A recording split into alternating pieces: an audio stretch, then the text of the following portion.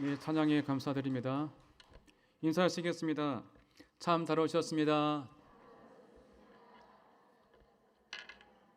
당신에게 좋은 일이 있습니다. 예, 또 따라 하시겠습니다. 나는 하나님의 존귀한 자녀입니다. 나는 천국 시민권자입니다. 나는 예수님의 좋은 군사입니다. 나는 사명자입니다. 할렐루야. 잠시 기도하겠습니다. 하나님 아버지 감사합니다. 오늘 이 하루도 주님의 은혜 가운데 거하게 도와주시고 이 밤에 주님의 거룩한 전에 불러주셔서 하나님을 찬송하고 예배하게 하시니 감사합니다. 이 시간 이곳에 임하여 주시옵소서. 예배하는 저희들을 영과 진리로 예배합니다. 우리를 만나주시고 말씀하시고 위로하시고 응답하여 주옵소서. 이 시간 주의 말씀을 또 듣고자 합니다. 우리 영의 귀가 열리고 마음이 옥토가 되어서 생명의 말씀을 들을 때 깨닫게 도와주시고 마음 가운데 큰 기쁨과 평강이 넘치게 도와주시옵소서. 예수님의 이름으로 기도합니다. 아멘. 하나님 말씀 이사야 53장 4절부터 6절까지 말씀입니다. 이사야 53장 4절부터 6절까지 말씀 다 같이 봉독하겠습니다. 그는 실로 우리의 질고를 지고 우리의 슬픔을 당하였거늘 우리는 생각하기를 그는 징벌을 받아 하나님께 맞으며 고난을 당한다 하였노라. 그가 찔림은 우리의 허물 때문이요 그가 상함은 우리의 죄악 때문이라. 그가 징계를 받음으로 우리는 평화를 누리고 그가 채찍에 맞음으로 우리는 나음을 받았도다. 우리는 다 양 같아서 그릇 행하여 각기 제 길로 갔거늘 야훼께서는 우리 모두의 죄악을 그에게 담당시키셨도다. 아멘. 따라하시겠습니다. 십자가 고난의 의미. 지난 주일은 종려 주일이었습니다. 이날 우리 주님께서 자기 십자가를 지시기 위해서 예루살렘으로 입성하신 것을 이제 기념하는 날입니다. 우리 주님께서 예루살렘으로 들어가실 때에 이 멋진 말을 타고 들어가신 것이 아니라 어린 낙이 새끼를 타고 들어갔다라고 말을 하고 있습니다. 그때 그 모습을 상상해 보면은 참으로 우스운 일이 아닐 수가 없습니다. 그럼에도 불구하고 많은 사람들이 나와서 그 예수님을 환호하며 맞이했습니다. 붉은 카페트 위를 걸어가신 것도 아니었고 사람들은 자기의 옷과 나뭇가지를 그 길에 깔고 주님은 어린 나귀를 타시고 그 위로 걸어가셨습니다. 이때 많은 인파가 종려나무를 꺾어 가지고 와서 흔들면서 호산나를 외쳤습니다. 그때의 그 모습은 정말 인기 스타 못지않은 그런 인기를 누리며 걸어왔습니다. 왜 많은 사람들이 주님을 향해서 열광적으로 환호하며 맞이를 했을까? 그들이 우리 예수님이 인류를 구원하시기 위해 오신 메시아로 인정했기 때문일까요? 아닙니다. 당시 이스라엘은 로마의 식민자였습니다. 그래서 모든 이스라엘인들의 소망은 빨리 그 식민지에서 독립하는 것입니다. 그러므로 그 당시에 환호했던 그 모든 분들은 예수님을 자기들을 독립시켜줄 정치적인 메시아로 알고 있었기 때문에 그와 같이 열광적으로 환호하고 맞이를 했던 것입니다. 나중에 그들은 일주일 뒤에 예수님을 십자가에 못 박으라 라고 외치는 사람으로 돌변하게 된 것을 볼 때 우리는 알 수가 있는 것입니다. 첫 번째, 고난주간의 의미에 대해서 한번 살펴보기로 하겠습니다. 이 종려 주일부터 이번 주 토요일까지는 우리가 흔히 알고 있는 사순절의 마지막 주간, 고난주간입니다. 이번 주간은 사순절의 정말 절정기라고 말씀을 드릴 수가 있는데 우리 예수님께서 그 고난과 십자가의 죽음을 기념하는 그러한 주간인 것입니다. 이 고난주간은 우리 주님께서 지상에서의 마지막 생애를 보냈던 한 주간이었습니다. 생애의 절정이기도 하고 그러므로 사복음서를 보시게 되면은 이 한 주간의 이 사건에 대해서 집중하고 있는 걸 우리가 알 수가 있는 것입니다. 주님께서 주일부터 이번 주 토요일까지 매 요일마다 행하신 일들이 있습니다. 그리고 거기에 따르는 명칭이 따르는데 우리가 매일마다 월화수목금토까지 매 요일마다 그 의미를 생각하고 우리가 묵상할 필요가 있습니다. 월요일은 권위의 날 또는 성전 청결의 날이라고 흔히 얘기를 합니다. 왜냐하면 우리 주님께서 예루살렘으로 입성을 하고 나신 다음에 그 다음 날 이 무화과 나무를 보게 되는데 잎만 무성하고 열매가 없는 그 무화과 나무를 저주하십니다. 그것은 행함과 실천이 없고 형식만 가득했던 이스라엘의 종교를 책망하신 것입니다. 그리고 나서 우리가 알듯이 성전에 들어가셔서 매매하는 자들을 쫓아내시고 또 돈을 바꾸는 자들의 상을 둘러엎으시고 비둘기를 파는 자들의 의자를 둘러엎으시면서 성전을 정화하는 사건이 나오고 있는 것입니다. 이것이 보여주고 있는 사실은 우리 자신이 거룩한 성전이어야 함을 말씀해 주고 있는 것이고 또 하나님의 교회는 거룩해야 함을 강조해 준 사건이라는 것입니다. 또 화요일 날은 변론의 날입니다. 변론의 날. 고난주간 가운데 우리 예수님께서 이 화요일 날에 가장 많은 일들을 행하셨습니다. 얼마나 많은 일들을 행했느냐? 이날 메시아 논쟁 및 종말에 대한 강론을 하시기도 했고요. 또 21장부터 26장까지 마태복음을 보시게 되면은 많은 사역들이 있는데 제가 한번 읽어보겠습니다. 마른 무화과 나무의 교훈, 또 두 아들의 비유, 악한 농부의 비유, 혼인 잔치의 비유, 납세 논쟁에 대한 이야기를 하셨고 부활 논쟁을 하시고 가장 큰 계명이 무엇인지에 대해서 논쟁하셨고 메시아 신분에 대한 논쟁하셨고 또 우리가 알고 있는 과부의 헌금을 얘기하셨고 또 예루살렘을 향한 탄식과 멸망을 예고하시고 성전 파괴를 예언을 하셨습니다. 이렇게 많은 일들을 행하시고 끝이 아닙니다.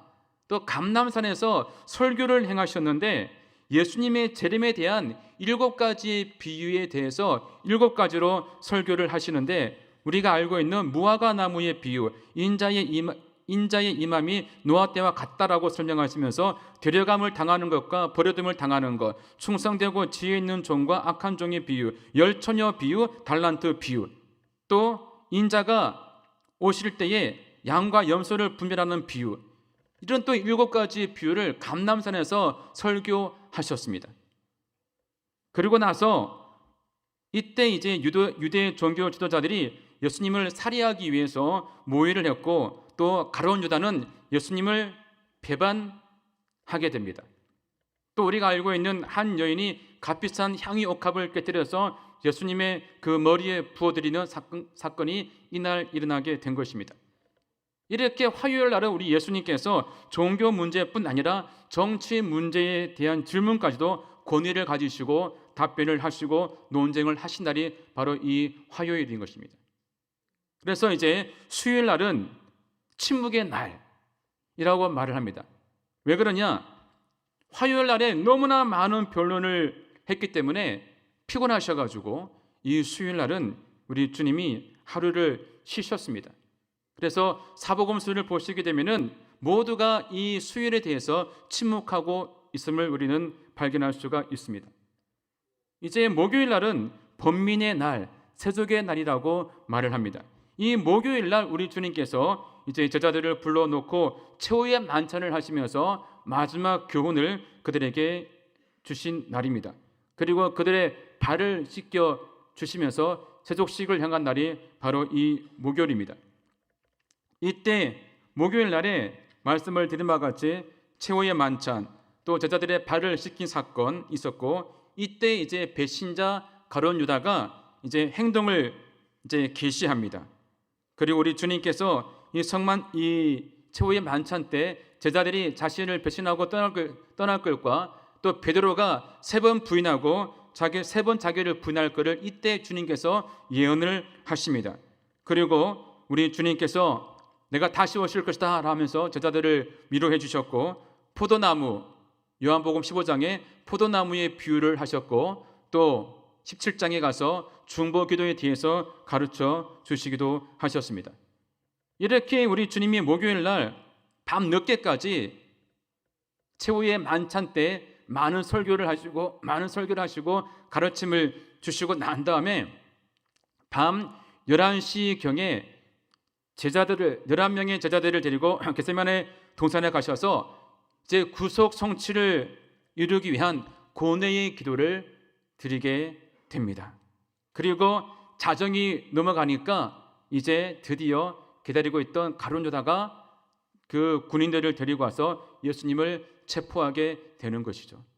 바로 이것이 바로 목요일 날 이제 금요일로 넘어가는 자정까지 일어난 일이 되는 것입니다. 그리고 금요일 날은 이제 순환의 날, 예수 십자가 고난의 날이라고 우리가 부르는데 우리 주님께서 십자가에서 처형되신 날이 바로 이 금요일인 것입니다. 당시에 이 새벽에 재판을 하는 것은 불법이었습니다. 그럼에도 불구하고 이 금요일 새벽에 종교 재판을 열어가지고 대제사장들과 종교 지도자들이 예수님을 사형에 선고하게 됩니다. 그리고 이 대제사장 안나스가 자정부터 새벽 한 6시까지 밤새도록 우리 주님을 심문하고 난 다음에 이제 새벽에 6시에 빌라도에게 보내게 되고 그 빌라도에게 사형을 언도해 줄 것을 요구하게 되는 것입니다. 이렇게 빌라도가 예수님을 심문해 본 결과 죄가 없었습니다. 그래서 살려 보내주려고 했는데 이 종교 지도자들이 선동해서 유대인들이 예수님을 십자가에 못 박으라고 요구하게 되었고 그때 이 빌라도는 예수님에 대해서 사형을 선고하게 됩니다. 이때 로마 병정들이 예수님을 조롱하고 이제 주님은 그 십자가를 지시고서 골고다로 걸어가게 되어지고 아침 9시에 십자가에 못 박히셔서 6시간 동안 그 위에서 고통을 당하시다가 오후 3시에 운명하게 되신 것입니다. 그래서 금요일은 우리 주님께서 십자가에 못 박히신 슬픔의 날인 것입니다. 하지만 하나님은 예수님의 생애를 통해서 인간을 위한 그의 모든 사역을 성취하셨기 때문에 서양에서는 이 금요일을 굿 프라이데이, 선한 금요일이라고도 명명을 합니다. 또 이 토요일 날은 무슨 날이냐? 안식의 날입니다. 우리 이 고난주간이 끝나는 이 토요일은 유월절이 시작되는 첫 안식이기도 한데 사순절 마지막 날, 사순절 끝날이기도 한 것입니다. 우리 주님께서 십자가를 지시고 사명을 다 이루신 후에 예수님의 영혼은 하나님의 품에서 그분의 육신은 아리마대 요셉의 새 무덤에서 안식을 하시면서 부활을 준비한 날이기도 한 것입니다. 그리고 고난 후에 받으실 영광을 위해서 또 안식의 시간을 가지기도 한 날이 바로 이 토요일인 것입니다. 이렇게 우리 예수님은 이 땅에서의 마지막 한 주간을 이렇게 바쁘게 보내시며 많은 일들을 하시고 또 많은 고난과 고통을 당하셨습니다. 트루먼 데이비스라는 의사가 저술한 현대의학으로 본 예수 그리스도의 고통이라는 책에 보면은 이 주님의 그 고통을 자세하게 의학적으로 설명을 해 놓았습니다. 먼저 우리 주님께서 기도하실 때 땀이 피와 땀이 나왔다고 성경은 기록하고 있습니다.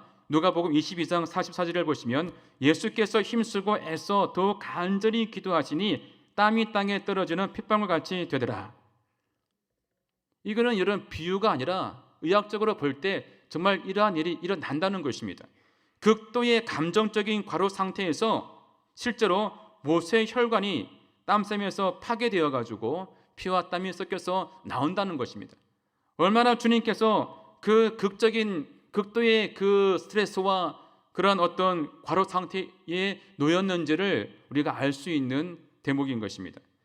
또 우리 예수님은 이 조롱과 모욕을 당했는데 가야바의 종들이 주님의 뺨을 때리고 또 경비대원들이 조롱하고 침뱉고 구타를 했습니다.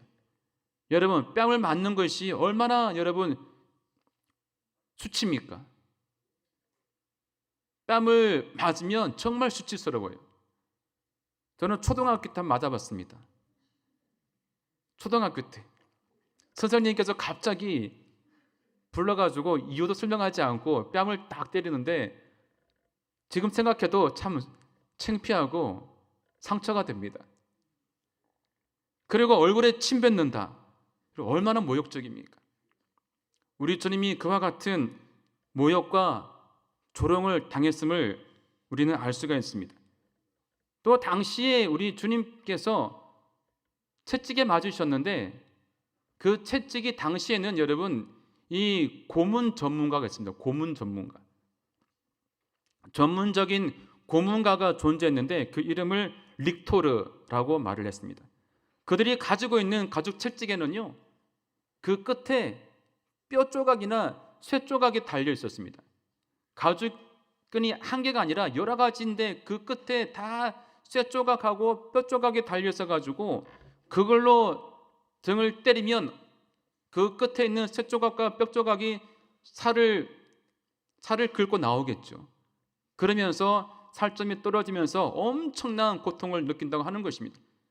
근데 그것을 39대 맞으신 거예요. 그런 일을 상상해 보십시오. 등이 여러분 사람의 등이겠습니까? 그리고 난 다음에 자색옷을 그 위에 입혔습니다. 자색옷을 입히면 어떤 일이 벌어지겠습니까? 피와 자색옷이 들러붙겠죠. 들러붙고 난 다음에 그것이 끝입니까? 또 옷을 벗겼습니다. 그때 상처와 옷이 달라붙어 있는데 벗기니까 또 상처에 또 2차 충격이 가해지게 되는 것이고 심한 고통과 출혈이 발생하게 되었던 것입니다. 그리고 나서 이제 십자가 고통을 당하셨는데 당시에 이 십자가형은 로마 사형 방법 중에서 최고의 극형이었습니다. 너무나 고통스럽고 저주스러워서 이 로마 제국이 로마 시민권자들한테는 이 처형법을 사용하지 않았습니다. 그만큼 이 끔찍한 이 형이 십자가형인데 이건 당시에 페니키아인들이 만든 처형법입니다. 페니키아인들은요, 이 자신들이 섬기는 신이 지구를 통치한다고 생각했습니다. 그래서 죄를 지은 죄인들을 어떻게 취급했느냐? 죄를 지은 죄인들은 자기 신의 이름을 훼손한 사람으로 취급했습니다. 그래서 죄인들은 저주를 받아 마땅한 대죄인으로 여겨서 그들을 죽일 때 편하게 죽이지 않고 최대한 지속적으로 고통을 주면서 끔찍하게 죽일 수 있는 방법이 무엇인지를 고안을 했습니다. 우리가 오늘날 알고 있는 목을 메어서 죽이는 교살이라든지 목을 베어 죽이는 참수, 끓여 죽이는 거 당시에 찔러 죽이고 불에 태워 죽이고 물에 빠뜨려 익사해서 죽이고 이런 처형법들은 사형법은 너무나 빨리 끝나니까 시시하게 생각하고 이것들보다 더 고통을 주면서 줄일 수 있는 방법이 무엇일까라고 생각하고 고안해낸 것이 바로 이 십자가 처형인 것입니다. 그래서 이 십자가에 달리면 어떤 고통이 따르느냐? 두 손목과 발목에 못을 박아서 나무에 다는 것이기 때문에 손목과 발목에 박힌 못의 고통이 있겠죠. 우리는 바늘만 찔러도 얼마나 아픕니까? 얼마나 요란 법석을 떱니까? 근데 손목과 발목에 대못을 여러 박았을 때 그 고통이 얼마나 크겠습니까? 그러니 근육 경련과 발작 형상이 일어나게 되는 것이고 또 나무 위에 달려있으니까 이 횡격막에 눌려서 극심한 호흡 곤란을 느끼고 또 거친 기둥에 기대어서 몸을 밀어 올릴 때 몸을 처지니까 밀어 올릴 때 찢겨진 살이 마찰되는 고통이 있을 것이고 심장이 눌리면서 심한 탈수 현상으로 인해서 가슴 깊은 곳에서 엄청난 갈증을 느끼게 된다는 것입니다. 또 이 팔레스타인 지역은요, 너무나 더운 지역이기 때문에 팔레스타인 지방의 땡볕과 또 피 흘림으로 인한 고열, 또 피와 함께 빠져나가는 책, 살인적인 두통, 또 고르지 못한 숨을 통하여 죽음의 문턱을 넘나드는 고통을 당하게 된다는 것입니다. 이분이 이러한 내용이 바로 아까 말씀드렸던 그 사람이 쓴 트루먼 데이비스라는 사람이 쓴 책의 내용에 이러한 내용이 기록되어져 있습니다. 이러한 무시무시한 고통을 우리 주님께서 아침 9시에 달리셔서 오후 3시까지 6시간 동안 이 고통을 당하시다가 3시에 운명을 하신 것입니다. 두 번째, 고난당하신 이유. 왜 우리 예수님께서 이런 고난과 고초를 당하셨을까? 우리 주님께서 큰 죄를 지었기 때문입니까? 사람들은 우리 예수님께서 하나님께 징벌을 받아서 이런 고난과 고초를 당한다고 생각했습니다. 하지만 그것은 잘못된 생각인 것입니다. 성경은 이렇게 말씀하고 있습니다. 오늘 봉독한 4절을 보시면 그는 실로 우리의 질고를 지고 우리의 슬픔을 당하였거늘 우리는 생각하기를 그는 징벌을 받아 하나님께 맞으며 고난을 당한다 하였노라. 그가 찔림은 우리의 허물 때문이요 그가 상함은 우리의 죄악 때문이라. 예수님께서 이와 같은 고난을 당하신 것은 하나님께 징벌을 받았어가 아니라 우리의 죄와 허물 때문이라고 말씀하고 있는 것입니다. 예수님이 당하신 그 고통은 저와 여러분이 당해야 될 마땅한 고통이었는데 우리 주님께서 대신하여 그 고통을 담당해 주신 것입니다. 왜 그랬을까요? 왜 그랬을까요? 우리를 너무나 사랑하사 우리를 죄에서 구원하시기 위해서. 믿어지십니까? 로마서 5장 8절을 말씀합니다. 우리가 아직 죄인 되었을 때에 그리스도께서 우리를 위하여 죽으심으로 하나님께서 우리에 대한 자기의 사랑을 확정했다라고 말을 하고 있습니다. 우리가 아직 죄인 되었을 때에 하나님은, 예수님은 우리를 위하여 우리를 향한 사랑을 확정하기 위해서 십자가를 졌다라고 말씀하고 있는 것입니다. 하나님의 그 사랑이 얼마나 큰지를 우리가 알 수 있는 것입니다. 인류 조상 아담과 하와가 선악과를 따먹으면서 죄가 인류에 들어오게 되어지고 인간은 그 죄가 계속 유전되게 되었습니다. 바로 그것이 우리가 말하는 원죄인 것입니다.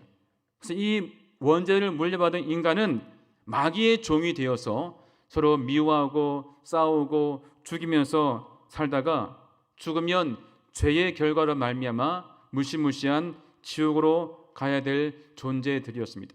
하지만 우리 하나님은 저와 여러분을 너무나 사랑하셔서 우리를 죄에서 구원하기 위해 예수님을 이 땅에 보내시고 예수님께서 십자가를 지심으로써 우리의 모든 죄를 다 용서받고 우리가 구원받게 된 것입니다. 할렐루야! 얼마나 감사합니까? 이제 우리가 그 예수님을 나의 구주로 믿으면 우리의 죄를 용서받고 우리는 이제 지옥 가지 않고 천국 가서 천국 백성이 된다는 것입니다. 우리를 천국 백성으로 삼으시기 위해서 예수님께서 그 무시무시한 고난과 고초를 당했다라는 것입니다. 얼마나 감사합니까? 우리는 천국 백성이 되었습니다. 믿으십니까? 이 감격을 아시는 분이라면 우리의 삶이 달라지게 됩니다. 내가 가진 것이 없고 몸이 건강하지 않아도 내가 부족해도 하나님께 감사를 드릴 수가 있는 것입니다. 우리의 인생은 살면 70이고 강건하면 80입니다. 이 80년, 100년이라는 시간은 영혼이라는 시간에 비해 볼 때 하나의 점도 안 됩니다. 너무나 짧은 기간입니다. 우리는 이 80년, 90년을 살다가 우리가 죽으면 영원한 천국으로 가든지 아니면 지옥으로 가는 것입니다. 우리가 인간은 죽으면 그 영혼은 소멸되지 않습니다. 동물과 똑같은 점은 둘 다, 동물이나 사람이나 둘 다 죽는 것이죠. 하지만 동물과 차이가 무엇이냐? 동물의 영혼은 소멸되지만 인간의 영혼은 하늘로 간다는 겁니다. 아니, 하늘로 가든지 천국으로 가든지 지옥으로 가든지, 천국 아니면 지옥, 지옥 아니면 천국으로 합니다. 거기서 영원한 시간을 보내게 되는 것입니다. 우리가 지옥 가지 아니하고 천국 가는 것은 얼마나 감사한지 모릅니다. 믿으시죠? 내가 지옥 갈 존재였는데 내가 예수님으로 말미암아 구원받아 천국 간다라는 사실을 정말 아는 사람이라면 자다가도 벌떡 깨가지고 하나님 감사합니다. 내가 가진 것이 없고 부족해도 내가 이제 나는 죽으면 천국 간다 라는 그런 마음을 알면 감사가 나오는 거예요. 이 땅에서 여러분 좀 부족하면 어떻습니까? 없으면 어떻습니까? 이 땅의 삶은 여러분 우리의 본향이 아닙니다. 이 땅의 삶은요 나그네 인생이고 이 땅의 삶은 여행길입니다. 잠시 이 땅에 내가 여행 와가지고 살다가 남편을 만나고 아내를 만나고 이 땅에서 자녀를 낳고 살다가 죽으면 천국 가는 거예요. 이 땅의 삶은 일장춘몽 같은 삶인 것입니다. 내가 죽었는데 여러분 지옥 갔어요. 얼마나 끔찍합니까? 지옥 갔다가 하루 이틀 사다가 나옵니까? 지옥 갔다가 1년 뒤에 나올 수 있어요? 10년 뒤에 여러분 출감합니까? 한번 지옥 가면 영원히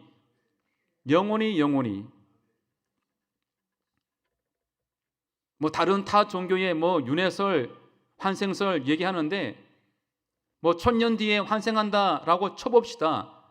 10,000년 뒤에 환생한다라고 가정해 봅시다. 그래도 소망이 있습니다. 단테의 신곡 아시죠?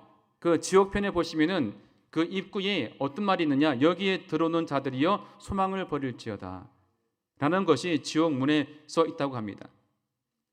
소망을 버릴지어다.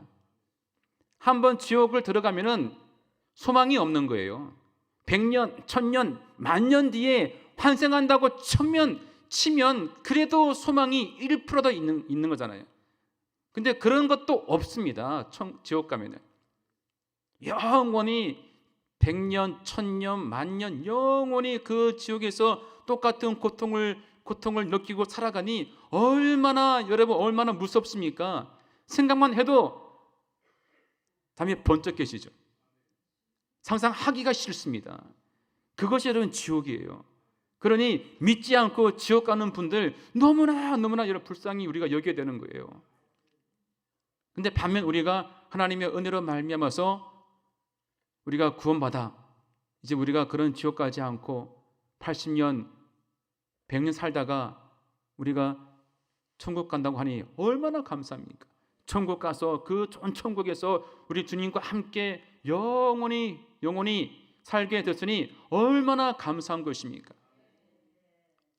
제가 예언하는데요, 여기 있는 분들 100년 뒤에 여기 있을 분 없습니다. 그렇죠? 100년 뒤에 여기 있을 분 아무도 없어요. 100년 뒤에 누구나가 이제 다 이래저래 다 죽어서 여러분 천국 갈 것입니다. 100년 뒤에 여기 남아있는 분들 없을 거예요. 혹시 모르죠. 정말 장수해가지고 120세. 우리는 그러므로 여러분 구원받은 것이 정말 감사한 일이 아닐 수가 없는 것입니다. 우리 예수님께서 이렇게 우리를 천국으로 인도하시기 위해서 이 땅에서 그 고난과 고초를 당하시고 십자가를 지신 것입니다.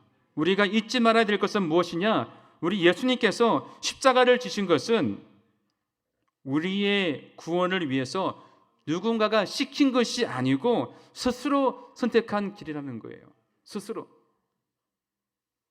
요한복음 10장 17절 18절을 보시면 내가 내 목숨을 버리는 것은 그것을 내가 다시 얻기 위함이니 이로 말미암아 아버지께서 나를 사랑하시느니라. 이를 내게서 빼앗는 자가 있는 것이 아니라 내가 스스로 버리노라. 우리 주님께서 스스로 우리를 위해서 목숨을 버렸음을 말해주고 있는 것입니다. 여러분 누군가를 위해서 목숨을 대신 버릴 수 있습니까? 여러분 자식을 위해서, 남편을 위해서, 아내를 위해서, 친구를 위해서, 그 누군가를 위해서 여러분 대신 고난을 당할 수가 있습니까? 사랑하는 마음이 없이는 누군가를 위해 대신 고난을 받을 수가 없을 것입니다. 사랑이 있다고 해도, 사랑의 마음이 있다고 해도 누군가를 위해서 대신 고난을 당한다는 것은 결코 쉬운 일이 아닌 것입니다. 그런데 우리 예수님은 저와 여러분을 위해서 대신 고난을 당하시고 십자가에서 죽기까지 했던 것입니다. 주님의 사랑이 얼마나 큰지를 우리는 알 수가 있는 것입니다. 그러므로 여러분, 이 고난주간을 보내면서 나를 사랑하사 나를 위해 고난을 당하시고 십자가에서 죽으신 그 예수님의 사랑을 깊이 묵상하시고 감사하며 나가시기를 바랍니다. 이번 주간 고난주간입니다. 많은 분들이 고난주간을 맞이해서 정말 주님의 그 고난을 묵상하고 또 고난에 동참합니다. 어떻게 동참합니까? 어떤 분들은 금식합니다. 아침 금식하고 한 끼씩을 금식하면서 주님의 그 고난을 묵상하며 감사를 합니다. 또 젊은이들은 문화 금식, 미디어 금식 많이 합니다. 요즘은 핸드폰, TV, 컴퓨터와 뗄래야 뗄 수 없는 시대가 되어버리고 말았습니다. 아침에 눈을 뜨는 순간부터 핸드폰의 알람을 통해 자면서 깨어나고, 깨자마자 핸드폰을 보고 문자를 확인하고 핸드폰을 가지고 종일 여러분 살아가지 않습니까? 우리가 이 고난주간을 맞이해서 우리가 이런 미디어 금식도 우리가 여러분 해야 될 필요가 있는 것입니다. 정말 온전히 이 한 주간만이라도 우리가 그러한 미디어 금식을 통해서 그런 기기들을 멀리하고 하나님 말씀을 더 가까이 묵상하고 사랑을 묵상하고 하나님께 기도하면서 우리가 이 고난주간을 은혜롭게 잘 보낼 수 있기를 바랍니다. 그래서 우리가 이 고난주간을 통해서 내 안에 다시 한번 구원의 기쁨과 구원의 감격이 넘치시기를 바라고, 한 주간을 은혜롭게 잘 보낼 때 이제 우리가 정말 기쁘고 즐거운 부활주일을 맞이할 수가 있는 것입니다. 돌아오는 부활절입니다. 이 돌아오는 부활주일 하나님의 그 대속의 은혜에 또 깊이 감사하는 마음을 가지시고 이 또 거룩한 부활주일을 은혜롭게 잘 보낼 수 있기를 주님의 이름으로 축원드립니다. 하나님 아버지 감사합니다. 우리를 구원하기 위해서 십자가를 지신 그 주님을 바라봅니다. 주님의 그 고난을 깊이 묵상하며 감사할 수 있는 이 고난주간 되게 하여 주시옵소서. 예수님의 이름으로 기도합니다. 아멘. 이 시간 제가 기도하겠습니다. 아프신 분들은 아프신 곳에 손을 얹으시고, 또 소원 있는 분들은 가슴에 믿음으로 손을 얹으시기 바랍니다. 하나님 아버지 참으로 감사합니다.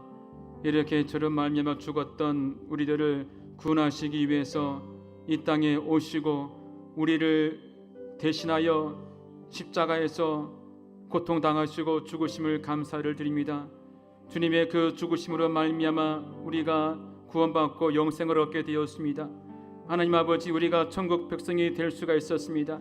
하나님, 우리의 마음 가운데 구원의 기쁨과 구원의 감격이 넘쳐나게 도와주시옵시고, 우리가 앞으로 남은 여생 정말 주님 오시는 그날까지 우리가 주님의 은혜를 기억하며 감사하며 살게 하여 주시옵소서. 우리는 천국 백성이 되었사오니 늘 다시 오실 예수님 바라보고 우리가 가야 할 천국과 받을 상급을 바라보면서 늘 믿음으로 살아가게 하여 주옵소서. 세상 쾌락으로 말미암아 우리의 믿음이 흔들리지 않게 하시고 세상 풍조에 우리 믿음이 물들지 말게 하여 주시옵소서. 이 마지막 때 우리에게 성령을 부어주셔서 우리의 믿음을 거룩하게 견고하게 잘 지키게 하여 주시옵소서. 절대로 변질되지 말게 하시고 흔들리지 말게 하여 주시옵소서. 우리의 본향은 천국입니다. 우리가 가야 할 곳은 천국입니다. 우리 예수님께서 우리를 천국으로 인도하시기 위해서 그 모진 고통을 당하면서 십자가의 길을 걸어가셨사오니